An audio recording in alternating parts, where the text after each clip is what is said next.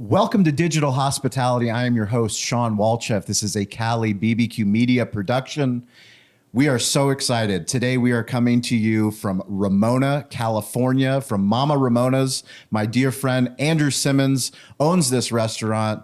And you know, the coolest part about this show for me is that we had a deep belief when we first started that there was an intersection between content, commerce, communication, and community. All of those things intersect into what we call digital hospitality. And we have been on an endless search to find people that are playing the game within the game in restaurant technology and what we call digital hospitality. And now we're sitting here with the founder of Voosh, all the way from Bangalore, India, now living in Palo Alto. Yeah. Welcome to the show. Thank you so much, Shawn, for having me. I'm super excited, to be talking to you about a lot of interesting stuff. The weather is amazing. I'm loving Ramona. We could have not chosen a better place to talk about restaurant technology. So yeah, I'm super excited. Let's begin. Priyam Saraswat. Now you have to follow him on Instagram because my mistake was that I didn't realize that this founder is doing the things that we teach on this show when I go and I speak on stages, talking about how do you use your smartphone to tell a story. It's deeper than building a digital hospitality business. It's sharing your personal story. Priyam, Let's start with Instagram because I think for me, I couldn't tell you how excited I was when I was doing some research about Voosh, about the technology. We'll get into what you're building for restaurants, but I want to start with the storytelling aspect. Yeah, thanks for bringing this point up. So let's get Shawn. the Instagram handle. Spell it out so that people can follow you. Okay, so my Instagram handle is Priyam Saraswat, Priyam Saraswat. Just got lucky, because my name is a bit unique. So I got my name as the handle. So, it's very interesting because we all talk about leveraging digital media. We all talk about running Google ads or running ads on LinkedIn, Instagram. But when you sort of do it personally, when you realize that, this is the actual power of digital media, that, whatever sort of content or stories you are experiencing in your real life, you can actually make them visible to masses, and in some or the other way they impact their lives positively, right? So it started with with a short reel of mine in which I was talking about how people are getting addicted to Apple products. So I just took a very funny take on that you can't just end up buying an iPhone. Yes. You got to buy an iWatch, you got to buy the AirPods, the MacBook, and everything. Very small story, which everyone sort of relates to. But when you just talk about it casually, people sort of understand, okay, yeah, this is something which was part of my life, but, I just told it. And another story, which is very, very close to my heart, I just landed in San Diego. I was having, my margarita, with the sunset. And I met this amazing musician named Alec, right? So Alec had a crazy story. He was so passionate for music. He sort of went so deep into music that he can now actually heal people using music. So he studied music therapy from Berklee School of Music. And now he's actually healing people of their motor disabilities, their cognitive disabilities, using music as a therapy, right? So I felt that this is a story which is definitely untold, right? Yes. Nobody knows that music could have such deeper impacts in people's life. And I just wanted to make his story out in public, and I took his consent, and we just shot a small 40-second introduction about what he does, and I just opened that story, and people are loving it across the globe. People are loving it back in India. People are loving it in San Diego, and yeah, that's the power of digital media. That's how we can leverage the super connected world in 21st century to talk about amazing stuff we are building, to talk about amazing stories of people around us, which just get lost if we were not in this super intense digital age.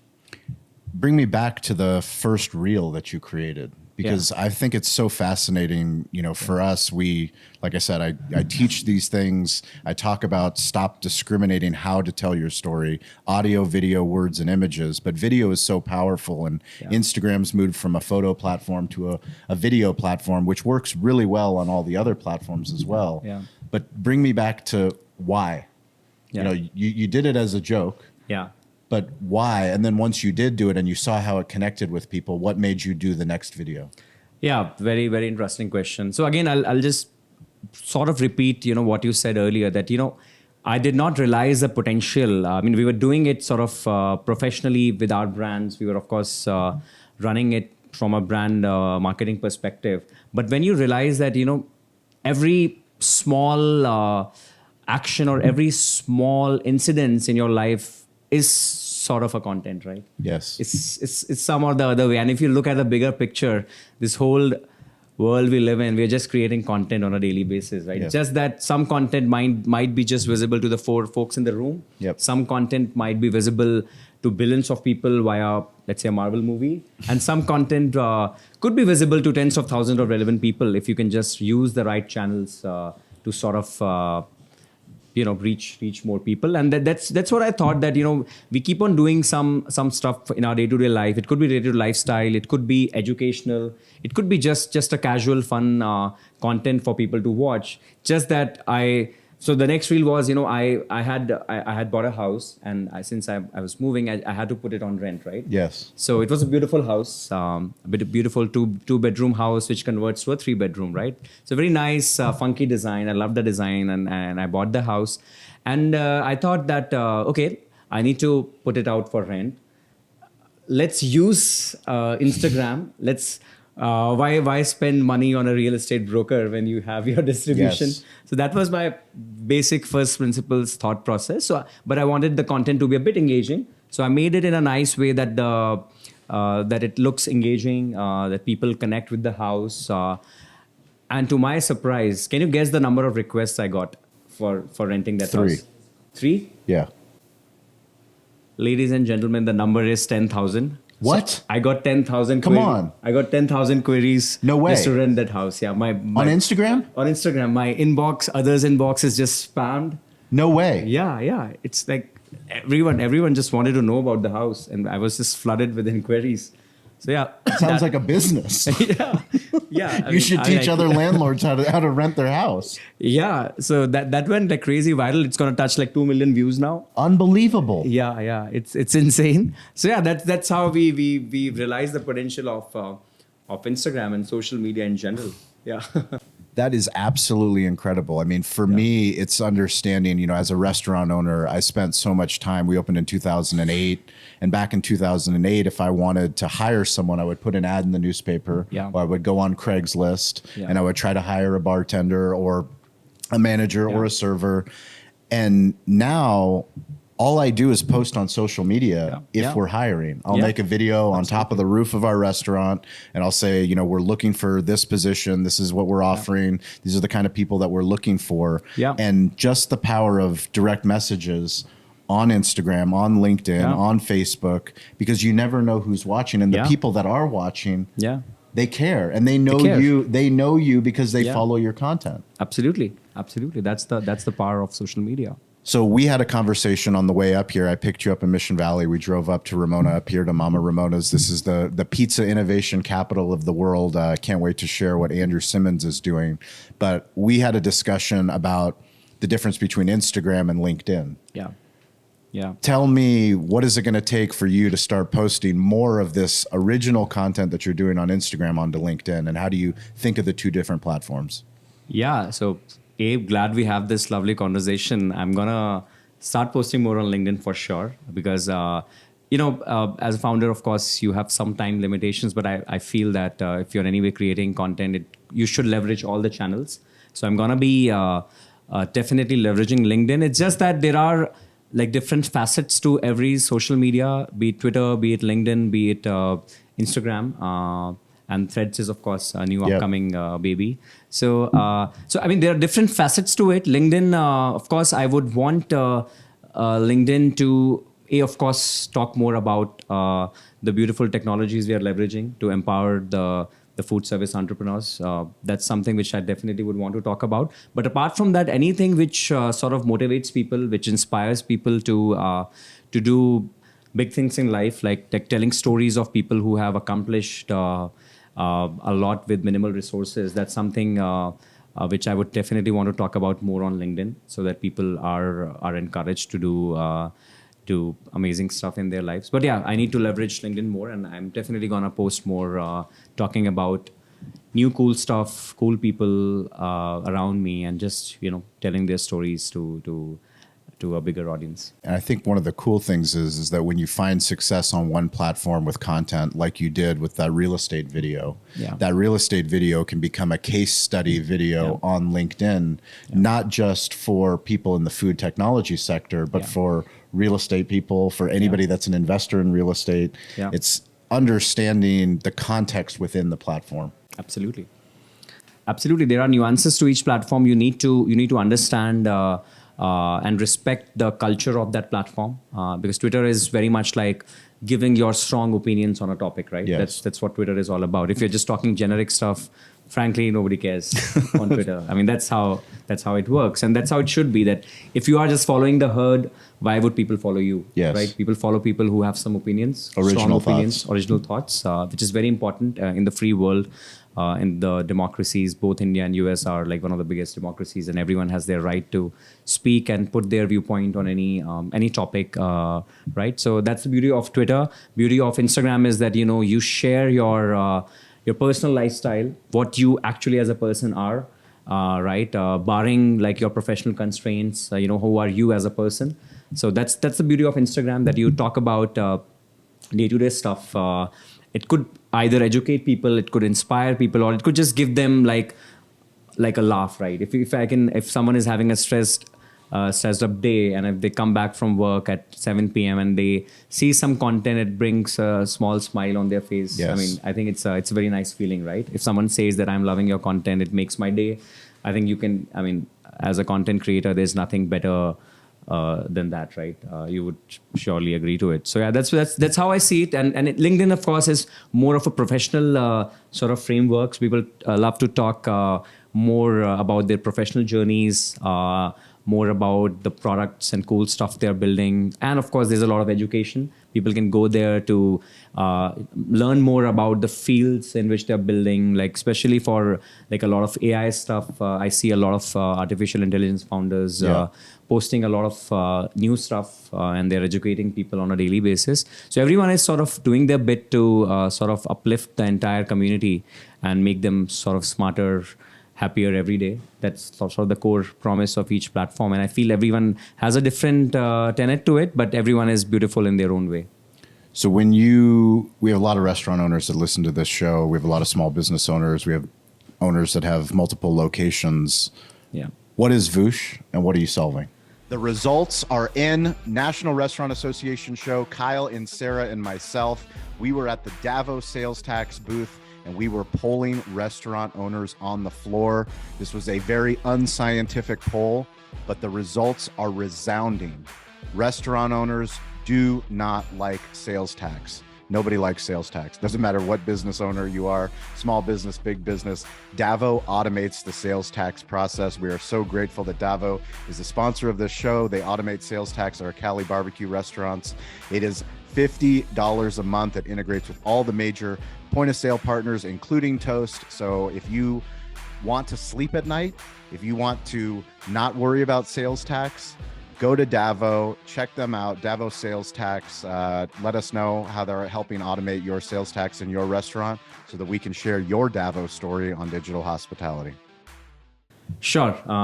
So if you mind, can I give like slight background as please, to how we started? Absolutely. Bring us back. Yeah. So I'll give a brief background. So I come from a technology background. I studied engineering back in India. It's a school called IIT. It's like not to boast, it's the best engineering school in India. Who's the competitor? Oh no, we don't compete with anyone. There is no competitor. No, we are like the number. elite. You're the Harvard. You're the Harvard. Yeah. Okay. The admission rate at this is like 10x of Harvard. If Harvard takes like Harvard takes like less than 1%. Ours is like 0.001%. Really? Yeah. Incredible. Yeah. So anyway, I don't know. We should put this or No, not. we're but- putting that in. We don't edit anything. That was all just a Anyway, joke. anyway, yeah. we No, leave, but this is true. This I is a mean- circle of trust. Anybody that listens to this I'm is a just- circle yeah. of trust. Perfect. Yeah, absolutely. So yeah, I went to that engineering school, and post that I joined an oil field technology company called Schlumberger. Oil field? Oil field technology Okay. company called Schlumberger. So what we do, what Schlumberger does is it provides technology services to the leading oil companies in the world. Okay. So we used to be Saudi Aramco in Saudi Arabia was our biggest client. So I was based out of started with Dubai, Abu Dhabi, and then I moved to Saudi Arabia. So I was there for close to 2 years. It was an incredible experience, how we were empowering the oil companies, giving them access to a lot of data points which they never had access to, and which just sort of helped them gain more productivity. Sure. So that's where I realized the potential of technology. How can technology actually change the way businesses are done with something as fundamental as oil field technology, which is sort of running the entire world, right? Yes. So that's where I got access to working with some incredible business leaders, providing our technology solutions to them, and meanwhile the startup story in India was growing very fast. E-commerce was budding. A lot of venture capitalists started to invest in India, and all sort of the hype to start a company was there in my friend circle as well. I won't say I was not inspired by them. So I took a plunge and I started. What year was this? Sorry. What year? This is 2016. 2016, Like okay. 15 and 16 starting. it. I came back to India and I started my first company called Tazo. It was a scooter sharing network. Via the mobile app, you can locate the nearest scooter and you can drop it off at the destination. So it was a network of scooters across the city of Hyderabad and Bangalore. Okay. So we started like with the first 5 scooters of our own. We put it on the platform and we started gaining traction. Slowly from like 50 users to 100 users, we were at a point where we had 150,000 active users Really? using our Wow. our products and our mobile application to sort of commute inside the city. So we ran it for close to a year and a half, and then I exited it. It was a good story. I learned a lot. Of course, there are a lot of issues when it comes to sort of operational excellence. There were a lot of operations involved, but I mean that's the beauty of startups, that there's a new challenge every day. Yep. And so it was good. We raised a couple of rounds of venture capital, exited the company, and and that's when I realized that how do you build for the end consumer? You have to think about the end consumer. How can you solve the pain points in their lives via technology on a day-to-day basis, right? So that's when my sort of entrepreneurial journey started. So post I moved on from Tazo around 2017 end, and that's when I started talking to some of the best startup founders in India and abroad, and I got in touch with Ritesh, who is the founder of technology-based hospitality chain called Oyo. So at that time they were growing really fast. They raised close to $1 billion from SoftBank. Really? They were valued at around $5 billion, and they were Wow. growing like immensely across the globe. So they were prevalent in India and Europe How at that did you point. get in touch with them? I mean, you're friends of friends, And they introduced you? Or Yeah, they- yeah. I got introduced via someone. Yeah, Yeah. and I had a long meeting with him and the leadership. For career advice or for? No, so at that point I was exploring my next startup idea. Okay. That what should I build next? Yep. Because I always had an itch to build something, and hospitality at that point I realized, and that's why I told that the backstory of Voosh, that I started studying hospitality sector in detail, like both hotels and restaurants, and I realized that when it comes to technology, still we are very, very behind. Yes. Like, because the primary reason is, and I respect that reason, that all the hospitality entrepreneurs are from the core hospitality background. Yep. They understand hospitality like in and out. They love it. They're passionate about it. They know how to satisfy an end consumer, who is coming to their premise. Yes. So that's something which they are like very competent in. But when it comes to sort of leveraging the new age technologies, I feel that it has never been their primary focus. I agree. And that's when the industry is a bit lagging. When I compare this, let's say, to a retail industry, or let's say to an aviation industry, or be it advertising as well, right? Any industry, other industries are leveraging new cutting edge technologies at a much faster pace, than the hospitality space. So that's where I felt that we have a very, very big opportunity to empower this industry using technology. And I started studying and started meeting a lot of entrepreneurs. And of course, Oyo was a technology-enabled hotel chain. Yeah. They partnered with small hotel owners and helped them get access to the Oyo brand and the Oyo technology suite. Right, so that's where I got introduced to the and it was very funny that I was just talking about what are the interesting spaces in the hospitality tech space, and the COO of Oyo at that point he said that, boss, we're gonna start the China market. It's like a brand new market for us. It's gonna be like a new startup for you. So why not you just come and head the growth for us in China? So I Really? Yeah. So I thought, I said, just give me some time. Let me just think through it, because this was something which I was not prepared for this. Sure. So so then I thought about it, because China is definitely a black box for everyone, right? Yeah. Nobody knows.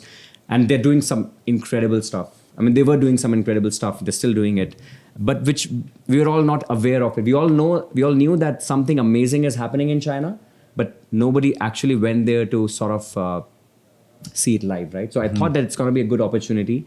We had a lot of cash for the China market, so sort of our hands were open to sort of experiment and learn the market. And yeah, that's when so we were a group of 4 people landing in China. Wow. To start the Oyo brand in China, and then eventually we started building a phenomenal team in China as well, and the team size crossed around 3,000 people in less than 1 year. Really? Yeah, and the That's business phenomenal growth. Yeah, and the business in China exceeded India in like less than 8-9 months. Seriously? Yeah. Wow. Yeah. So we grew massively. It was an amazing opportunity. I learned, like, every day was a new lesson in technology, a new lesson in people management, a new lesson in of course hospitality. Yeah. So that's how I got introduced to hospitality and hospitality tech in general. And yeah, that's even furthered my sort of notion that a lot of scope is there to build in the restaurant and food service tech space in general. Yeah. So that was my primary motivation to your question, how I came up. And with the idea when of did you Voosh. leave? When did you leave China? Yeah, so I left China somewhere around end of 2018, and then I moved to Southeast Asia. So I spent close to 8-9 months expanding the business in Southeast Asia for Oyo. And then post that, I came back to India. I joined. At that time, I had to come back to India. There were some personal reasons, and I wanted to, just be back to the Bangalore startup community, because that was also booming very fast. So I just wanted to come back and study more, research more, and of course I was consulting and working with another ride-sharing company there. So I worked with them also. To lead their growth and expansion, and of course, meanwhile, I was thinking about the next big sort of idea which I should pursue, primarily in hospitality tech. So yeah, that's how my brainstorming started for Voosh, So in end of 2020, early 2021, we started building a product for virtual brands. That if you are a standalone restaurant or a cloud kitchen, how can we give you access to some really good performing brands and access to technology to run those brands, so that you can get an incremental uptake on whatever you're making right now.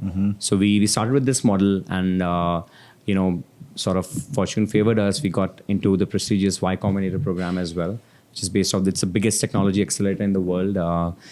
They take around 250 startups every year, and they help them grow, they help them nurture, they invest, of course, in them. So yeah, that's how I got introduced to the Silicon Valley sort of startup ecosystem. We sort of incorporated our company in the US, and that's when we started building the first version of the product, which was about the virtual brands and getting access to virtual brands and technology to run virtual brands for a standalone restaurant or cloud kitchen. This is sort of mid 2021, and we scaled this product up. We were working with 150 standalone restaurants, getting access to 5+ brands. But what we realized eventually, and our broader vision at that point, was to create value just via our products and technologies. But once we were scaling this up, we realized that there are a lot of operations involved, Yes. and it's not just a pure play technology game. And our power was, our strength was building strong technology products, and that's when we did a slight pivot. We believed in the core idea of creating value for these restaurant owners on the digital platforms, but we felt that a bigger impact could be brought once we build a solution, a SaaS solution for restaurant chains who are operating multiple locations to sort of manage and grow their business on these platforms. Because that was just a little bit backstory. When we were running these 150 locations, we felt, and we had a big technology team because at core we are a technology company, so we had like 10 plus engineers and data scientists working with us. And we realized that we have this prowess, we have these technology bandwidth, but not every other restaurant chain owner is having this technology bandwidth, right? Correct. They're not having access to this technology. Correct. And there's no point building a lot of this in-house, right? And we were struggling with a technology team of 10 people and data scientists, because it's a mess out there when you're running 150 locations. Yep. And you are doing business on every online platform, plus you have your own distribution channel as well for your brand. It becomes a mess out there because there are so many metrics, there is so much data coming in on a daily basis. It just gets practically impossible to manually run the show on these marketplaces and sort of grow your business in a data-driven fashion. So that's where we identified, and we talked to 1,000 plus entrepreneurs across the globe. We talked to a lot of food entrepreneurs in Europe, in Southeast Asia. I spent some time in Indonesia and Malaysia talking to like 100 plus owners in these countries. Of course, I had a strong network in India, so I talked to some of the biggest chains in India. And of course, I had a chat with a lot of entrepreneurs in the US. And everyone resonated with the problem statement that, we want these channels to grow, but we are just stuck. We don't know. It's a black box for us. Yes. We don't know, and especially when it's too much, when the business grows and we have multiple locations, managing this data, getting hold of this data, taking actions on this data, gets like it's a mess. It's a black box, and only using technology you can beautifully solve for these problems and grow your business on these marketplaces. So that's when we realized that it's a big problem. Yeah. And since we ourselves faced this problem while running like 150 outlet chain, we thought that we should definitely democratize this product. We should build a SaaS solution around this so that all the food service entrepreneurs across the globe can use our platform and can seamlessly grow their online business using like the latest cutting edge technologies. What do you see as the difference between digital hospitality in India versus what you're finding here in the United States market? Yeah, so great question. So I believe the fundamentals remain the same. Fundamentals of hospitality, the digital hospitality, how I see it is that the fundamentals of hospitality will always remain same, that you have to give the best experience to the customer. How do you reach there? I feel like the digital platforms are the way to go, right? That's how the future of hospitality is going to be defined, right? It has to be digital. It can't be physical. I mean, we are in the 21st century. Correct. So the way I feel India market and US markets sort of behave in terms of adoption, I feel in the US, people are like very much open to any form of new technology. They are open to and they respect new age SaaS companies trying to get them more competent when it comes to technology and when it comes to sort of upgrading their systems, when it comes to how they look at their data and take decisions. Yes. So I feel that that openness is more in the US. Really? Yeah, it's definitely in the US compared to India and Southeast Asia for that matter. So I would say it's like Southeast Asia, India, and the US. And China anyway is a black box.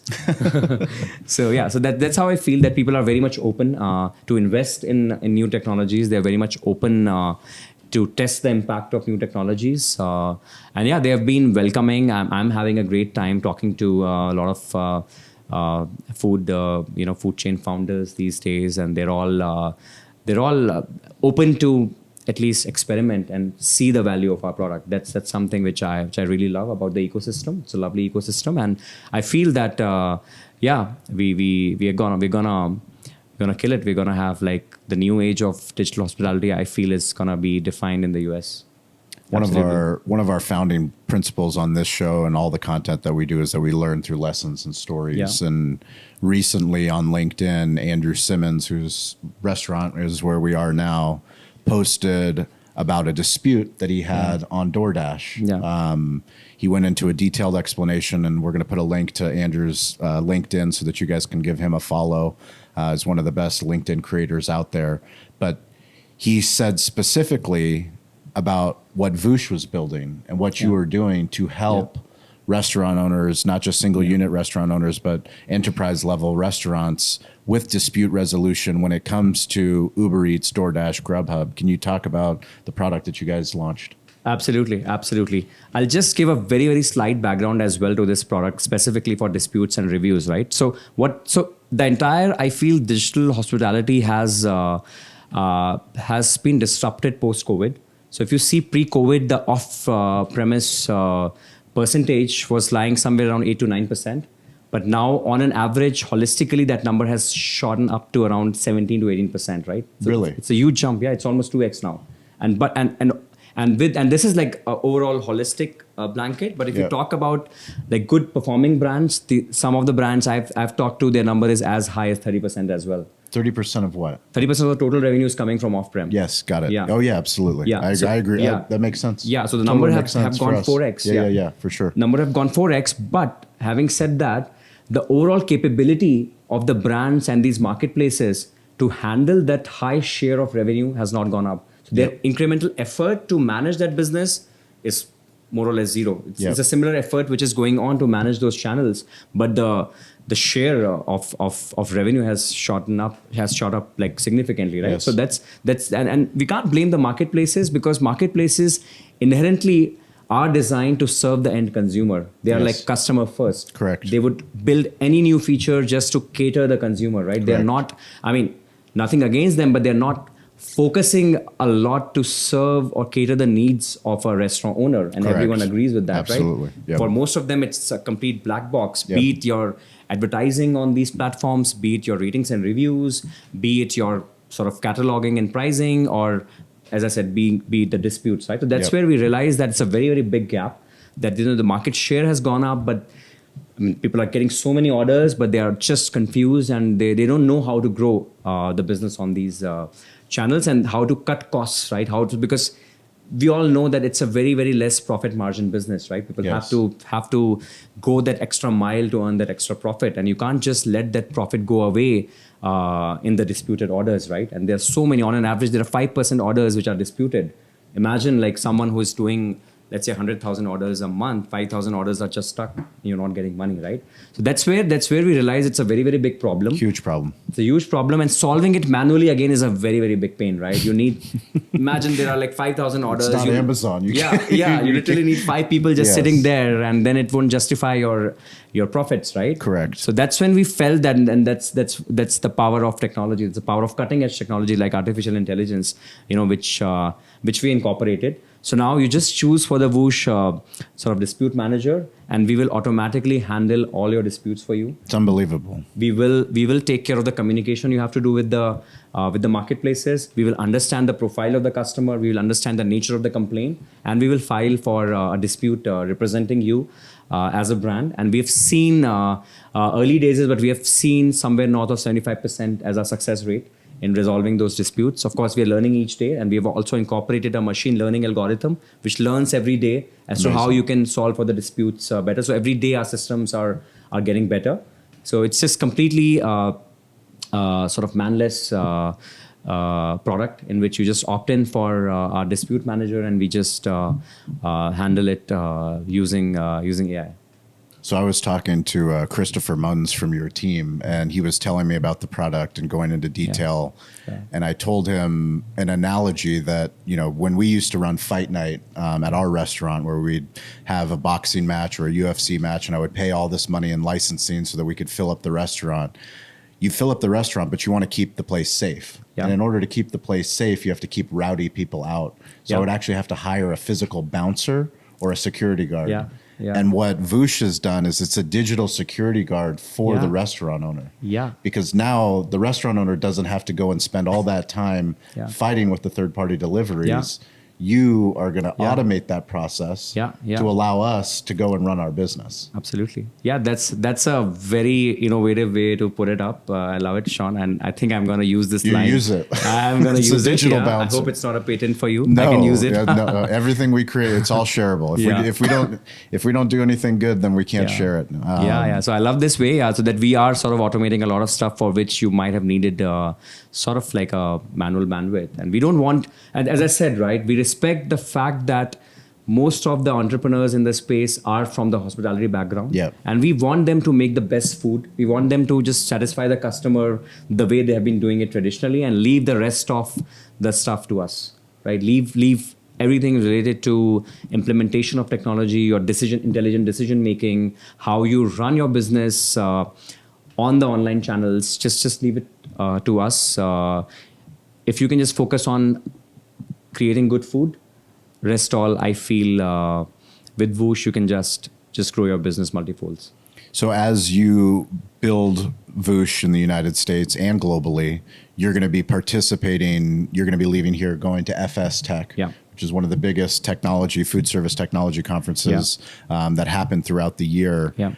I know you have a team there. You're going to be setting up. You're going to be doing the food crawl with Rev and with Zach Oates, who are all friends of the show. We've had them on all of our shows. We create content together. Yeah. But can you talk a little bit about the idea of the digital storytelling that you and I shared on the way over here, and how can you help the team so that you can make a bigger impact? Because it's hard. I mean, I work with lots of different brands, and they have different sizes of teams. Yeah. But social media isn't someone else's job. It's our job. Absolutely. Absolutely. Yeah. So, I just want to take in short, I feel that, you need to just not talk about salesy stuff. You just Thank you. You don't need to just talk about stop selling all the time. Yeah. Stop selling all the time. And you just don't need to talk about like the end finished product, right? You need to talk about the nuances. The process. Right? The process, the nuances. And that's where the story lies, right? I'm sure that all of you just pick up any random food service entrepreneur or any random technology founder who's building in this space, they have a unique story. Correct. No two founders or no two food service entrepreneurs have seen a similar journey, right? People would be doing, and I was so much inspired by the journey of Andrew, right? That he's living in this part of the town, but he's connected like to all the folks in the industry, right? It's phenomenal. It's phenomenal. Yeah. So Andrew's story is so hanging inspiring. on, waiting for his next post. Yeah, exactly. They want to know the post, and they want to know, did they do good or did they not do good? Absolutely. Because he's going to just tell it honestly. Yeah. Honestly, I'm going to hold these people accountable, and I have a voice.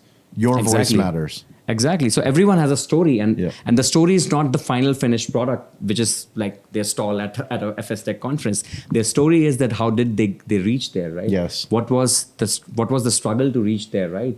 Maybe today Toast is having 90,000 restaurants, but at one point they started with just one damn restaurant. At one point it was Steve Fredette, Aman, and they were sitting in a basement, literally building a company that is now a publicly traded company. Exactly. And imagine that at that time, if they had the power of imagine if they took videos. Imagine if they had videos of what they were building. Imagine if they had put their stories or put their small nuances. Yes. They could have inspired a new generation of entrepreneurs, right?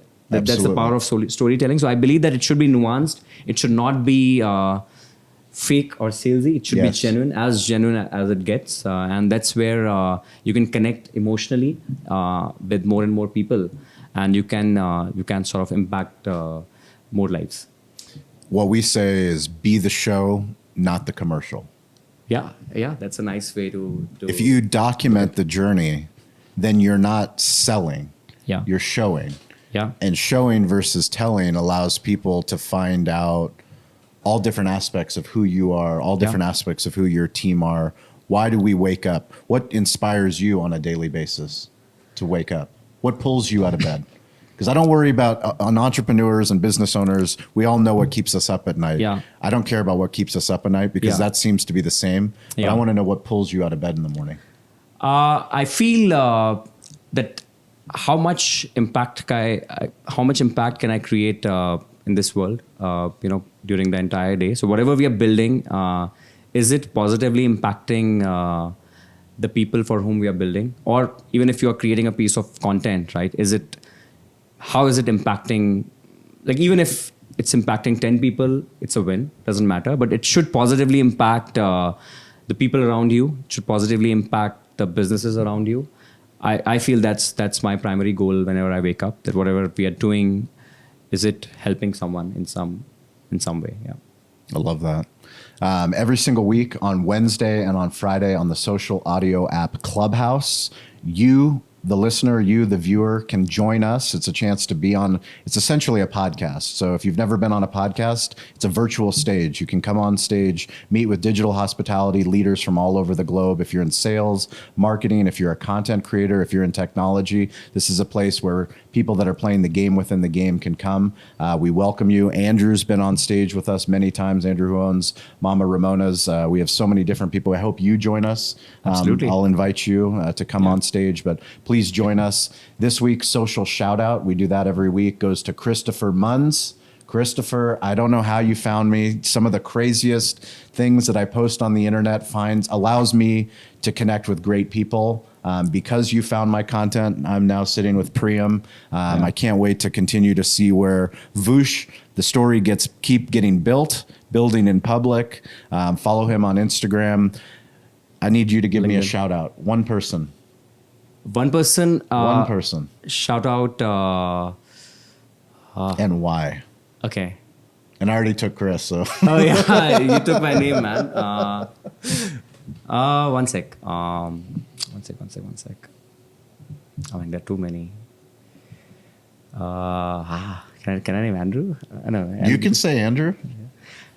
So I think since I'm with Andrew and he's shown me around the lovely automation technologies he's been building, so I feel and I got inspired looking at Andrew, how he is automating the entire cycle of pizza. And so yeah, that's something which I always admire, someone utilizing technology and sort of reaching the maxima of efficiency. So that's lovely. So yeah, my shout out to Andrews. So this, for those that are watching on YouTube, these are microgreens. And Andrew is showing us the revenue model as a restaurant owner, literally $250,000 additional revenue, because he's willing to do things that other people are unwilling to do. Yeah. The community needs it. His customers have asked for it. Local businesses has asked for it. And you can follow Andrew in his journey because he's willing to do things that are different, unique. Absolutely. And we all have to do that. That's why we host the show. So if you guys want to connect with me, it's at Shawn P Walchef, SHAWN PWALCHEF. That's all the platforms. But send me a message on Instagram. Join us on Clubhouse. And how can people connect with you, Priyam? Yeah, so on LinkedIn, my name is Priyam Saraswat. My handle is Priyam Saraswat. And he's about to get real loud on LinkedIn. Yeah, I'm gonna go. I'm gonna go all in. All in on LinkedIn. That's my company is Voosh. The name is Voosh. You can follow Voosh. We're gonna post more industry specific content, that how as a restaurant owner you can leverage the platforms. Right. So we're gonna talk openly about that. So just to help the restaurants manage their online business better. And of course, on Instagram, it's Priyam Saraswat. You can just come follow and, watch some interesting content. Appreciate that. And as always, stay curious, get involved. Don't be afraid to ask for help. And we will catch you guys next week. Thank you. Thank you so much, Shawn, for having me. It was lovely.